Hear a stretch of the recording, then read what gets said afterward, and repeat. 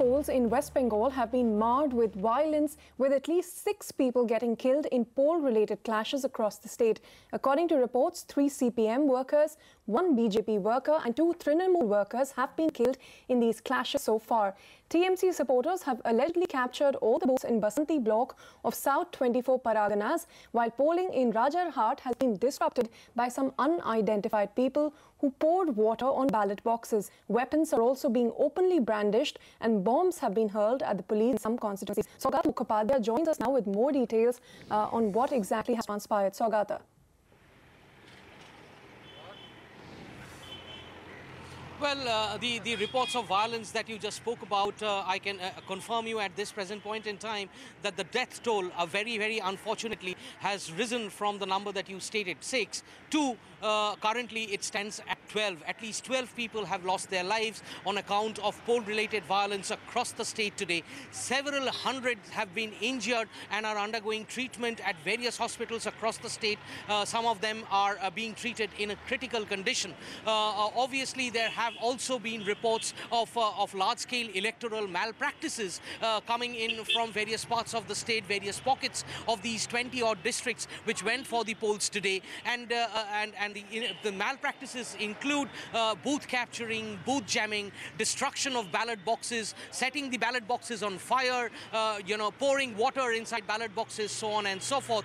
There have been incidents of general public coming out on the streets. There was a very, very unfortunate incident of villagers ganging up against a set of outsiders who they alleged had come to participate in booth capturing by the ruling Trinamool Congress party, rounding them up and lynching these people. One of them, an MA student, a college student from outside Nadia district, was lynched to death in the Shantipur area of Nadia earlier today. So all of that happening in the course of the day's action. The opposition parties are currently holding demonstration right before the State Election Commission. Right now, the left has organized a protest right now. The Congress protested a short while ago. The BJP has moved to the governor's house to lodge their set of protests. And most importantly, the Ministry of Home Affairs, we are told, have already asked for a report from the state government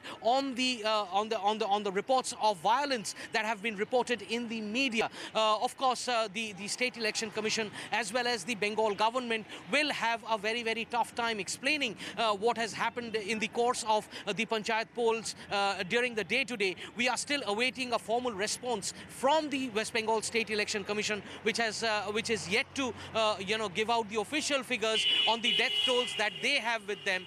But I just gave you the figures that we have been able to confirm from our side. But it also needs to be ascertained and mentioned in the same breath that the people who have died, the deceased, the victims, do not only belong to the opposition parties. There have been several Trinamool Congress workers as well who have died on account of the violence that have happened today, and the allegations have been leveled against the opposition parties. And what is very, very important at the same time is most of these deaths have occurred on account of gunshot injuries. They sustained bullet injuries and succumbed to them either on the spot or later at the hospital, which will also give you an idea as to the rampant criminalization and lumpenization that has taken place in electoral politics in Bengal today, which was already being apprehended for the last month and a half or so. So obviously, Mamata Banerjee has a tough task at hand explaining as to what happened in Bengal in the course of the day's action today.